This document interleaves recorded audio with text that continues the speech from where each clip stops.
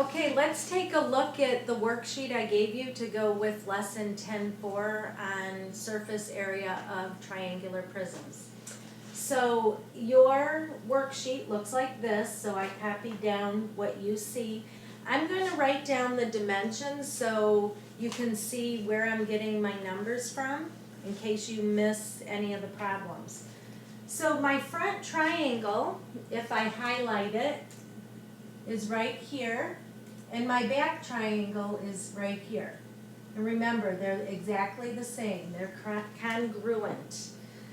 The worksheet shows a line going down from the top of the triangle to its base, so that would be the height of this particular prism.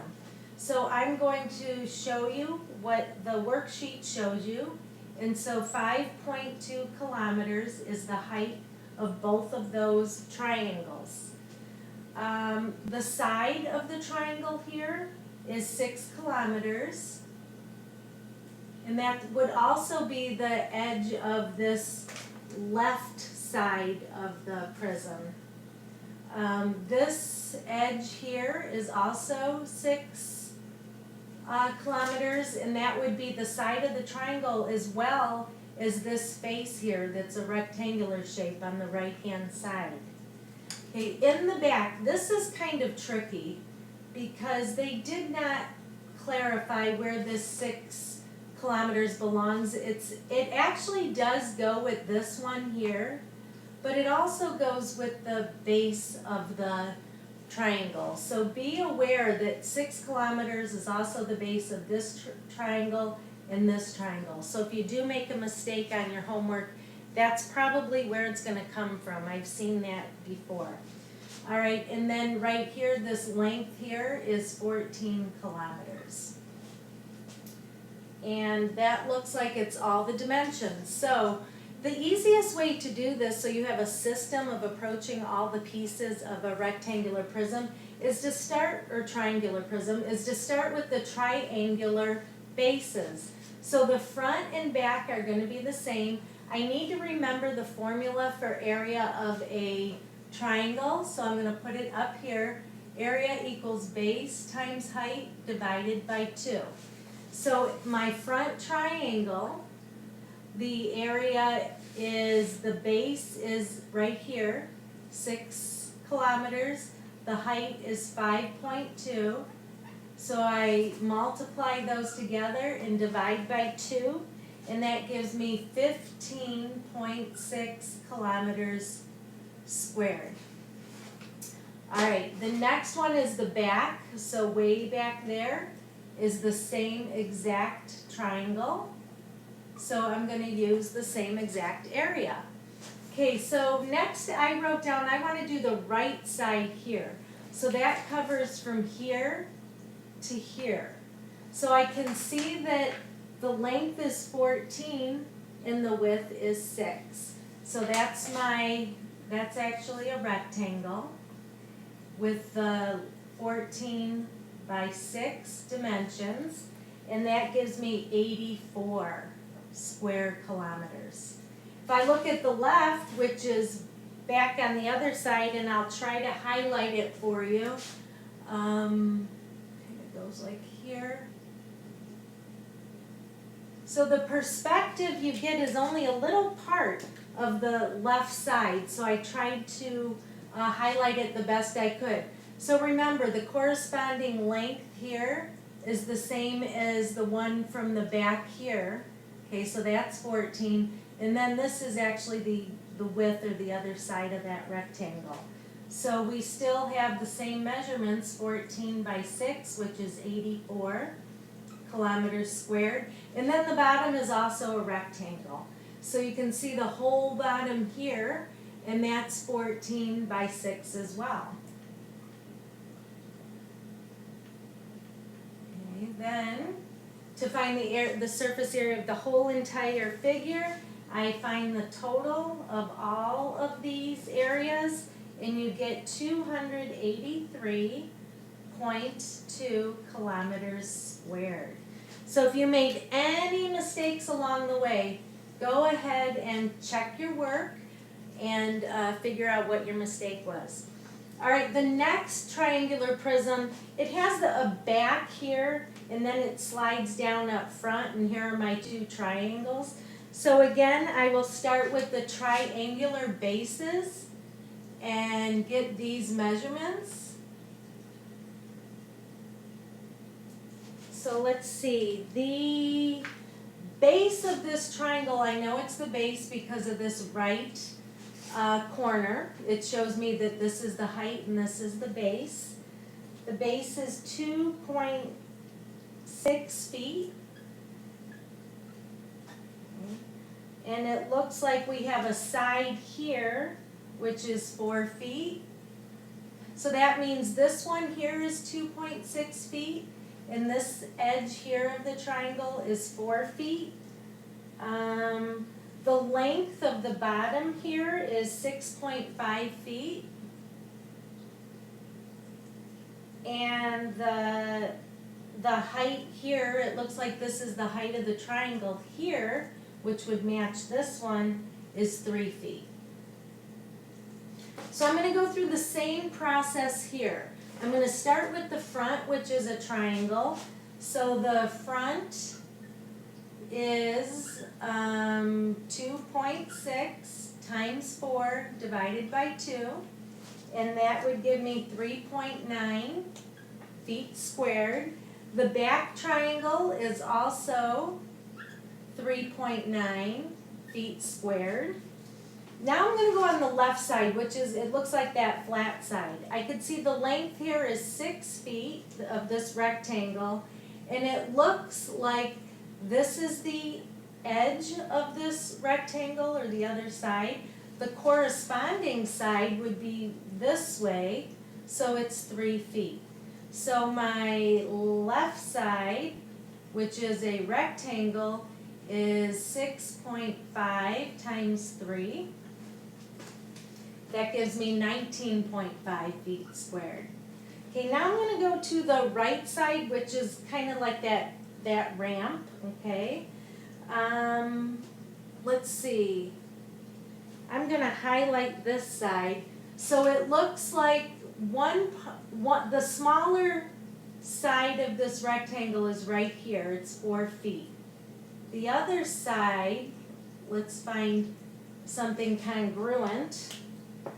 This edge here would match this edge here. So the rectangle is really difficult to see because of the perspective, but it does have the dimensions of 6.5 times 4. So, and I think, right. 6.5 times 4 is 26. And the last thing I'm going to look at is the bottom. And if I were to highlight the bottom, it starts here. And again, it doesn't look like a rectangle because of the perspective.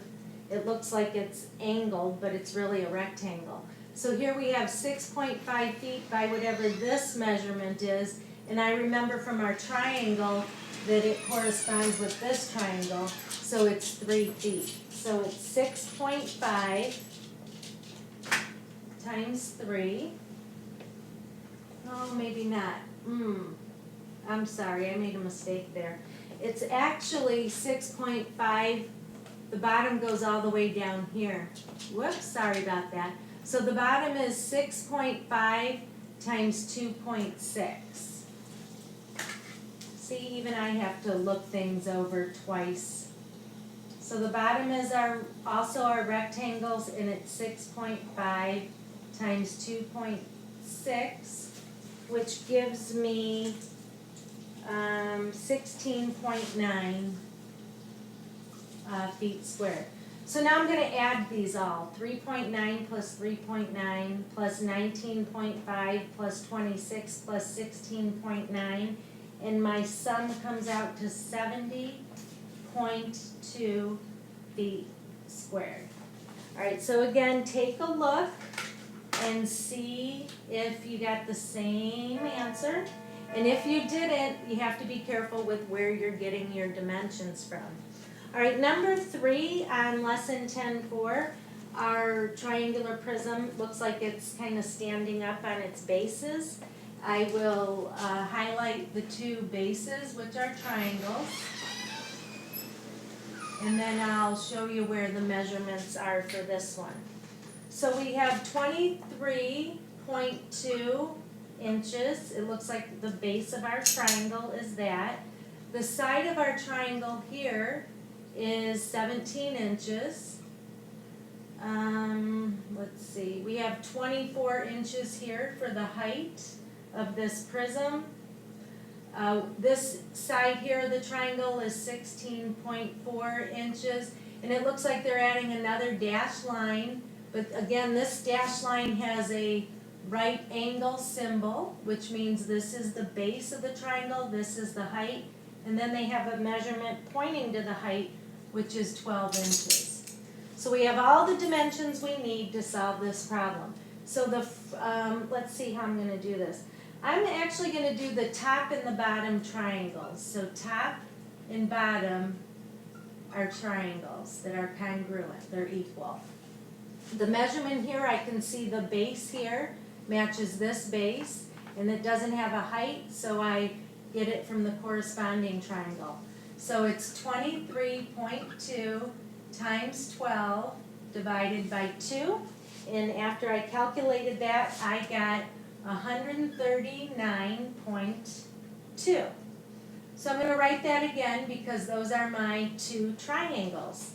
Now I have 3 rectangles left. I'm going to call this the front here. So the front dimensions look like they're here and here. So if this is the front, the width would be 23.2. What corresponds to this side? If I go across here, it's this one. So it's 24 inches. So 23.2 times 24 is 556.8. And that would be inches squared because it's area. Okay, I'm going to do like the back. It's hard to see here. If I highlight it, you might be able to see it a little bit better. Okay, that's actually a rectangle. Again, our perception makes it look like it's a parallelogram. But if I find the right side and I look for those measurements, it looks like this one and this one match up, and then this would be the height. So it looks like I have that height of 24 times 16.4. And that would give me 393.6. All right, last rectangle, it's this left side. So the left side looks like